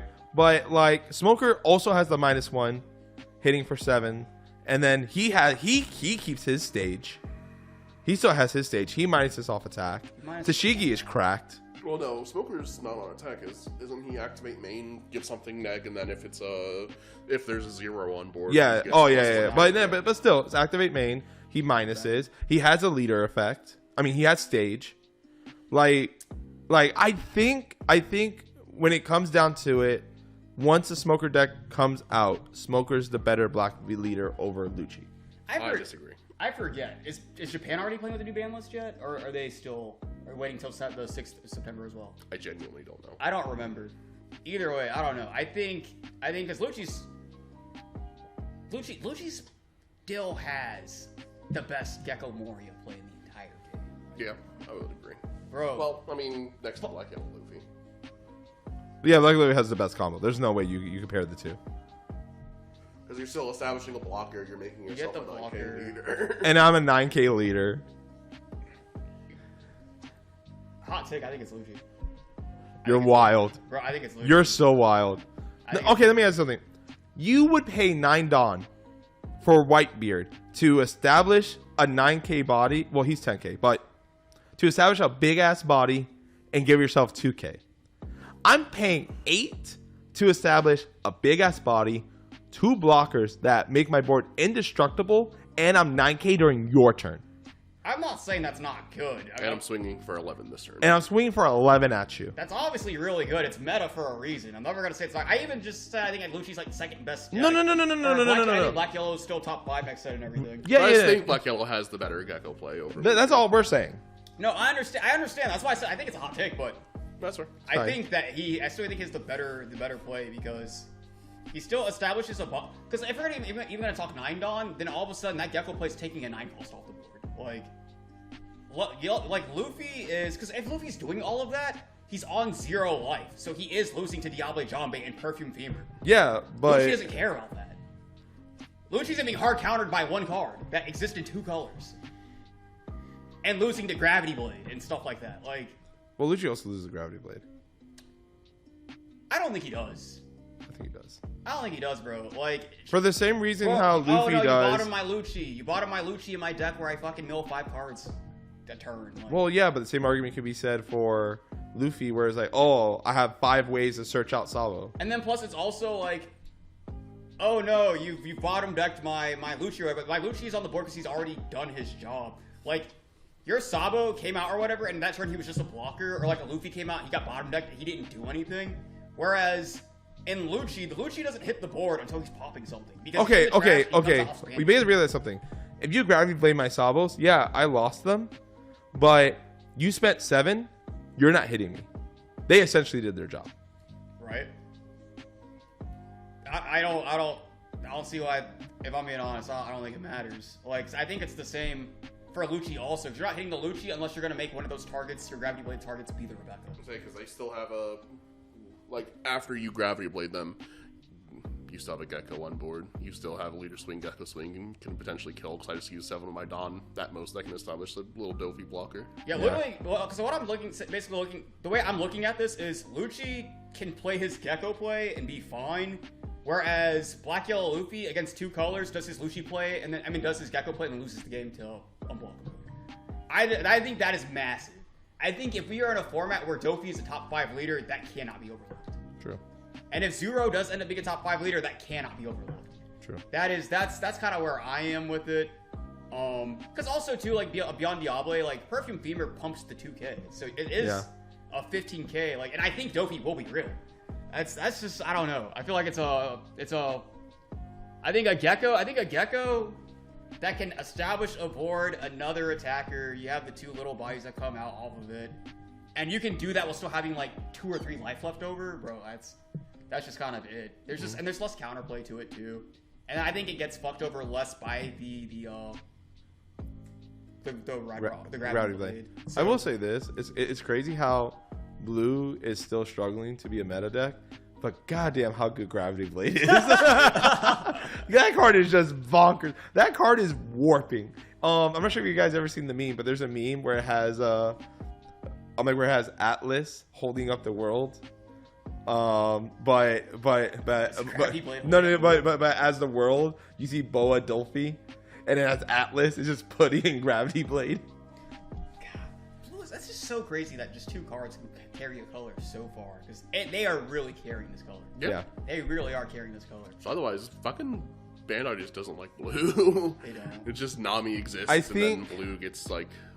I legitimately think is that set 1 Blue. I get it. It was set 1. Yeah. They wanted to give somebody an identity. They didn't know what to do with it. Set 2, they wanted to show off black. They gave black spotlight. Set 3, they gave it to yellow. They wanted to show off yellow and whatever. I get why the first 3 sets, blue has been whatever. Then in 4 and up, because 4 is when we got Nami, right? 3. So 3 we get Nami, and then they mishandled blue, and they're like, fuck, we're too scared to print cards now. We're too scared to do anything with these blue cards, whatever. But we can't ban Nami because she's a straw hat, and our money is in straw hats, and she's also waifu tax. We can't do this, and she's also one of the different decks, so we don't want to take away from Ultimate Win Con decks that aren't an FTK or whatever, because they want other people to enjoy the game. Which you can hate the deck or love the deck. people enjoy alternate win con decks, and we have to cater to them as well. You can't just be like, well, everyone's going to play the same rule of One Piece and whatever. Some people want to play One Piece but have different win conditions and play the game differently. You have to respect it. It is what it is. I like to play Nami for fun against like friends or whatever. Like, it'll be like, all right, cool, I played Dolphy 10 times. I played Black Yellow Luffy another 10 times. I need a palette cleanser. I'll play like a few games of Nami and then go back. But God, Bandai just doesn't know what to do with blue sometimes. And I'm happy they did these structure decks for Dolphy and gave us the 7 Warlord stuff. But like, I kind of wish they weren't scared to give us a good top end. That's the thing. They're so scared to give us the best top end. At least to me, is 10-drop Kylo that makes you draw 4. And even he is subpar because I could drop him, draw 4, but he doesn't do anything to your board. He doesn't do anything to where it's meaningful. Like if I dropped Kaido, I was probably winning anyways. That's not always true. But I will also say though, and plus not meant to mention, he does have condition on him, which usually never really mattered. Yeah. But now that we do have decks like Reiju and Bonnie sometimes, there are times where you just can't even drop the Kaido because you won't draw anything off of it. Yeah. Like, if you hit a Reiju, you're not drawing off the Kaido. It's as simple as that.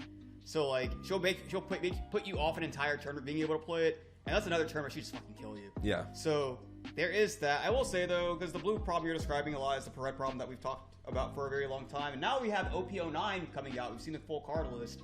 Looks like that dream might no longer be the case. I guess right before 09, the topic of Mono Red Sanji leader, when he came out, there was a lot of talk about him being fucking insane, really broken, tier 0 or whatever. As time has come out, that has not seemed to have panned. He seems to be a very mid leader. I think in the whole time that they've had him, I think he's only had like 1 or 2 tops, and they're at like stores. I think they're at stores too. I'm not saying they're at regionals or anything. He has topped a few stores. Yeah. I don't even know if he's actually even out there. Like, I have no idea. Well, when I looked on the Tampa Best decks, he's out. Yeah. Yes. Okay. Yeah. He's just okay. God, like that leader, and not to mention even on Sim, for example, I've yet to play into. My only time I have ever lost to a Sanji on Sim is a game where I was on Blurple Crocodile. Like, whoa. So you're telling me I beat it one time too. Sanji beat the tier 0 leader Blurple Croc? Yeah, so then he has to be tier 0 also. I was playing a nerf version. Oh, okay, makes sense. I got you. I wanted to play test something to see if it worked. It was gimmicky. It didn't. Oh, I got you. Of course. True. That's what ended up happening there. But yeah, Sanji seems like he's not the leader that we all thought he would be. On paper, he's fucking insane. He reads incredible. But so this is Yamato syndrome again? I think it's Yamato syndrome again. I think. Coin it. Anytime a leader is read to be perfect, but then underperforms, is Yamato syndrome. Yeah, no, I do think so. But then now we do go into 09, where Red looks like it's going to be a very good call. Hopefully. Okay. Red looks like it has so much potential. I was having this conversation with Ryan Fletcher and his I don't recall if it's his girlfriend or his fiance or I have no idea, but I just want to say Caitlin. Where we're talking about how it's that the way they handled the ban list, they didn't have to do it that way. They could have just left Red, Purple, Law alone and Leader Lock Gecko, because by Leader Lock Gecko, you dealt with the whole black problem, and then you give people reasons to play Gecko, and you didn't have to worry about Red, Purple, Law right now, only because Shanks checks him later. I don't. That's too far out. You can't make people play another 3 months of this format because Shanks is coming out. Like, probably wouldn't play. Well, here and there, but Shanks is amazing. I love that 10-drop Shanks where it's like, me too. Boom, your ceiling dropped. Bro, you know it's like so crazy. I feel like in Shanks, leader specifically, and maybe I could end up being wrong as time goes on. Who knows? But like, I think 10-drop Shanks is better than Gold Roger in Shanks. Yeah. The Gold Roger with the alternate win condition. The alt win condition Gold Roger. I would play one of him. I think you could probably still play him. I don't know, like. I still agree that 10 cost. I agree the Shanks is better. I agree. I think it's better. I do think if I were to play Shanks, I would still play one copy of the Roger. You probably do still play the Roger. Who knows? But because I haven't seen the Roger's a bad card or whatever. I'm just saying though, as a Shanks, like I think like for example, if you're on Whitebeard, Gold Roger is fucking insane, right? Yeah. But I do think like if you're on Shanks, for example, you are in a matchup where your opponent can counter more heavily to keep themselves off of 0, and your opponent could choose to try to leave you on like 1 or 2 lines. Yeah. So that you're off 0. And in instances like that, the Gold Roger's doing nothing in your hand. You put him on boards like a big body with Rush and all that. That is also true. But like, if there's a body sitting out there with no effect for a future, I'd rather have the Shanks. I mean, it's 10-13. Like, he's better statted than Minnows. Yeah. Well, no, I agree. But what I'm getting at is, I would rather have the static minus 1k from Shanks than have the extra 3k power on Roger on my board. But this is the thing. Go. As a vanilla, if he's sitting on the board as a vanilla, there's always the potential to drop another Shanks, and you're just stacking the minus 1ks. No. Granted, but I think what it is that I think what happens is that the Whitebeard, the Roger is essentially a harder Diable John Bell to out. So it'll be one of those things where it's like your opponent has 6 cards in hand, and they have like a block or 2, and you go. Yeah. Swing with leader, swing with this. Right. They'll discard a card, or even on the last one, because they're reading that you have the, like you try and shorten their hand a little bit, then you go, Roger swing. You probably don't have the counter to gout it because he's 13, so now you need, what's that, 2, 4, you need 7k guard, that's 4 cards, and 3 of them has to be 2ks. Or you lose your blocker and I win anyways. Well, I don't disagree with that, but what I'm getting at is, like, for example, I think in Whitebeard, in a matchup where you can guarantee one of you is going to be on 0, I think Gold Roger's fucking insane. I think in a format where two of our best leaders are going to be Nami and Enel, who starve you by default. Yeah. And one of them, you're never putting him on 0 unless you're killing him that turn. Yeah. And then the other one has the 13k counter, So that's how I look at it. And also, if it's going to be too expensive, she will take the hit for the extra card, hope to hit the peel off or whatever. Well, then your argument your Nami argument goes in hand with then Shanks, so it doesn't matter. So I think bringing up Nami just then beats Shanks. Well, no. So here's what I'm getting. Because if you drop the 10-drop Shanks, what does it matter? The most powerful thing she has is the Margaret, who's a blocker. That's Nami. All right, sure. That's Nami specifically. Yeah. On top of that, there is still no. Against Enel, I agree with you. And Enel is one leader that, as he is starving you and not hitting you with his bodies, every time one of your bodies turns sideways, his bodies are now turning sideways to pick apart your board and keep you from getting 3 attacks on board, right? So where Shanks makes it harder to do. Shanks makes it so much harder. Not only is he bigger than everything in the deck, he's bigger than everything in the deck because he's 11k. Yeah. And then he is also minusing all the Yamatos and Aces by 1k too. So pretty much, he's never really being dealt with, but he's also making it harder for because say you had like a Gold Roger on board or whatever. Yeah. They could go, all right, he's too expensive to deal with. I'm just gonna pivot and attack something else. No, of course. Shanks is saying like, I'm not being attacked, and also I'm gonna make it so much harder for you to attack everything else too. I'm also gonna make it harder for you to even try to kill me on the crackback. Because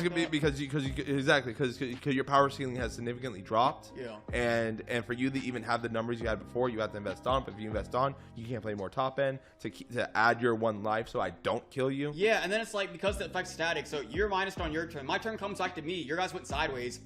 I can remove them so easily. Yeah. Because they're weaker, and it's why I say too, like, if you put the second Shanks on the board, I don't know how you're losing at that point. Whereas it's like, Gold Roger's an insane card. I think he has decks that he's going to be insane in, but I think as far as like specifically in the context of mono red Shanks, I think I would rather have 10-drop Shanks. I agree with you. I'm just saying I would put 1 Roger in. I don't even know if it's necessarily, I might even still run like 2 Roger. Who knows? I would probably run like 2 Roger and no Roger. We'll have to see how that plays out. Yeah. Because it's just a big Diablo. But either way, it's like, oh my god.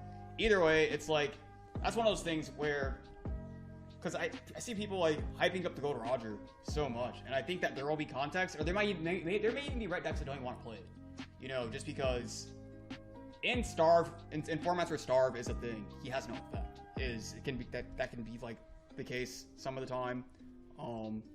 Wait. How does starving the red player stop him? From my understanding, Gold Roger, all the conditions have to be met is that your opponent has to be at 0, or you have to be at 0, or not me, or both. Either or. So it doesn't matter if my opponent's at 0. Then that was the whole win condition, anyways. Well, no. That's why I said earlier though, when I was talking about like because like Nami. Nami. Yeah. Because that condition's never going to be met.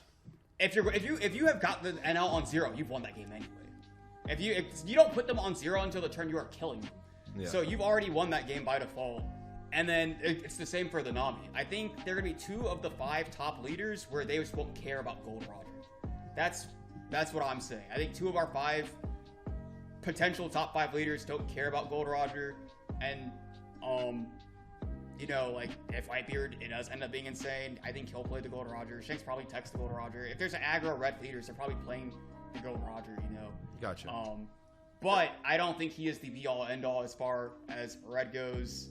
Like, I think a card like Shanks, 10-cost Shanks, for example, does so much more for a leader like Mono Red Shanks. Gotcha. And even then, 10-cost Rush Shanks isn't leader locked as far as I'm aware. He's not. Well, he can play it in any red deck. True. Yeah, that's where I am. I know, because I've seen also, too, as, like, a couple weeks have passed since then, I've seen other people kind of start shifting toward, like, the Shanks is probably the better card of the 2 and stuff like that. Do you go back to Red Purple Luffy and play Shanks? Bro, you're a 7k leader in that matchup. I know, that's what I'm saying. That's what I like. I don't know, man. It's just, I do think though maybe with because you ramp up, get to 10, drop the Shanks. You're a 7k leader. I think he probably plays. I think he plays it. I think he also would play the Gold Roger too, though. Yeah. You know. Yeah, so, you're 3 life. You'll be at 0 in a goddamn heartbeat. You'll like. There's no making sure that you're not on 0. That's definitely going to be happening unless it's like again Enel or Nami. But either way, you ramp up to 10 so fast, and you can just stick. Because you have to think too. There are already instances where like Purple Luffy sometimes will ramp up to 10 and put Nika on board, and even if it's not the game shot, just to coast off the 12k while you get another board. So they could do that with the Gold Roger, and then as the game is going on, every turn they're forcing you with the Gold Roger. Yep. You know, so that's why I think. And in like the high roll scenario, say you have anything on board that like negs Dawn, you could play the Gold Roger, you can neg a Dawn, ramp 1 back as active for like your rad beams or anything like, or the new Nika event where you draw 2 cards and gain 4k. Yeah. So no, I want Red Purple Luffy to be good again. I really do. I want him to be good so bad. What are your thoughts on like Whitebeard, leader himself? I think because we have more Diablo Jumbo type cards, and we have Roger, Whitebeard doesn't exist anymore. I don't think he does either. What about the Yasop that gives your leader plus 1k? Is he leader locked? He's not. I think Whitebeard could be fun. But this is the thing though, Whitebeard will always be at 0. There's no way he won't be at 0. Right. And it's one of those things how we talked about before, like even if I have only 2 bodies or a 6k, I go swing for 6. He counters that. He uses 1k. Swing again, counters for 1k.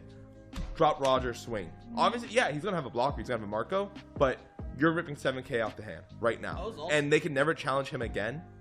They cannot challenge the Roger. So guess what? Next turn, you just go 23 with Roger. Go. The game's over. Bro, how'd you get back onto Roger? We're talking about Yasop. What happened there? But we're talking about Whitebeard. I'm talking about like how Whitebeard just doesn't exist anymore. Yeah, no, I do agree. I do think also too, like, I don't know. Like, Yasop is so obviously, like, sure, your 6k leader goes 7. But I don't know if Whitebeard, I think the game's gotten to a point where he can't afford to not be rushing on his turns. Yeah. So I can't, like, if I'm a Whitebeard, I'd rather play, like, a 5-drop Luffy or something. Yeah. Than put, like, a Yasop on the board. It's kind of where I am with him. I just feel there's too many answers to him because, like I said, there's the Alba Jumbo, there's Perfume that blue plays where it's like, oh, well, I'm a tall leader, but I have my blockers. Okay, well, here's 13k. Yeah. No, so deal with it. And it's like, well, then they rip their whole hand apart. And you're like, okay, now your hand's apart, but I still have a wide board. I could challenge you on the next turn. Because all you really care about is that if you could destroy the Whitebeard hand, which either Roger would do or Diablo Jumbo would do and all that. Because even if he's not, he gets to 8k, even if he becomes an 8k leader because they played Whitebeard, me jumping to doing a 15k swing, that's still, what's that, 8k that needs to come out the hand somehow. So that's 2 rad beams, the best case scenario, 2 rad beams and a 1k. And even then you can't because you just did Whitebeard. So you could only do one rad beam, 2 2ks and a 1k. Best case scenario. Yeah. I don't think Whitebeard becomes real post arcs. I know a lot of people are like hyping up Whitebeard. I don't think he gets there. Yeah. Apparently Smoker is good. Uta's not doing anything post her starter deck. The yellow Post her starter deck or pre her starter deck? post starter deck. Oh, she doesn't do anything when she gets her She's starter not deck? doing anything post starter deck. Okay. Katakuri is apparently doing stuff again. Okay. Blocker's good for Katakuri. Yeah. And there's the purple starter deck, purple Luffy. Is doing things. Yeah. So yeah, I don't know. OP09 has the potential to be very, very interesting. And I'm very curious to see how that will affect the leader lock format as well. I love seeing the chaos that falls apart in there. It's so interesting. I think when the structure deck comes out, Dolphy, even though he doesn't have removal, is just a better deck because now you have an additional stacker in the buggy. Yeah. And he's a 2K. And the bow blocker. And the bow blocker and all that. But like it's one of those things where it's like I have now ramped up my consistency a ridiculous amount that like it's God's will if I don't remove it. Because there's some games with Dolphy, I win, and I never drew the removal to begin with. Yeah. I do know people are talking about like once the star deck comes out for the leader lock format, Dofi probably needs to be hit. People are saying ban Dofi. I think realistically, He has no removal. I was gonna say I think If you out tempo him, you just lose. I agree. It's why I said like if I were to hit Dofi, I think the hit would just be like semi-limit Jinbei or something. I think you just do something like that. I don't think you have to go crazy into Dofi. You know, like. And another thing, because you're not playing like any yeah, you're playing your stackers, but because the only stacker you have is the buggy who can't bottom deck bad cards. You only get to look at the 3 and be like, these are the 3 I'm playing with. There is the Weevil. Weevil when attacking. Stop. It's The leader lock format, bro. It's the slowest card. I understand, and we gotta play what we gotta play, but goddamn, that card is so bad. There's that. There's the new Boa blocker that stacks the top 3. Oh god, I coom every time I think about that That card. card is also really good. But yeah, I don't know, because I do think like if I have to, because I'm pretty sure Dofi will have to be addressed at some point. I really do think the hit is just semi-limit Jinbei. I don't think Dofi needs to be hit. I don't think so He either. still dies to fucking 8-drop kid in leader locked format, brother. Yeah, but we can't challenge the kid. I don't disagree, but also like I don't know. If The best case we have is Perfume. That's the best case we have. The kid. Yeah. Yeah. No, I don't really disagree, but also I do think that if Uta is a problem now, I think Dofi is a better deck than Uta because she also doesn't have removal. I think post starter deck. Yes, she does. She has the backlight. Plus that's tough. She has backlight. Right. That's better removal than Dolphy even has now. I don't think that's better removal than fucking 4-cost law played off of Jinbei. That bounces a 4. Oh no. Oh, God forbid. They just play it again. Backlight hits a 5. Yeah. But it permanently removes the just put it body. back in their fucking hand. It also taps Sabos. Bro, I don't know. That card is multi-tool. I can't believe in such a low-powered format, you think post-starter deck Dofi probably is not going to have to be touched in some kind of way. I guarantee you, once he is buffed, I guarantee you, until he's touched, he probably I think you're confusing Dolphy with this subconscious part of your mind where he has removal and there's no removal. Bro, I don't think he needs the removal. I think he does. Yeah. Bro, I don't think he does, because I think if he doesn't hit a kid, he probably just wins. No, that's not true. I think he probably just wins unless... Bro, he's already really good right now. Then why hasn't he won one? Yeah. Because Uta. Because Uta's at full power. Uta has finally been hit. And Dofi's not at full power. Once Dofi is at full power, I think that's kind of the end of it. His biggest problem right now is he has no stacker. He gets 2. He's going to be gaining 2 of them. Yeah. He'll be gaining 2 stackers. Technically, he does have 3 stackers right now.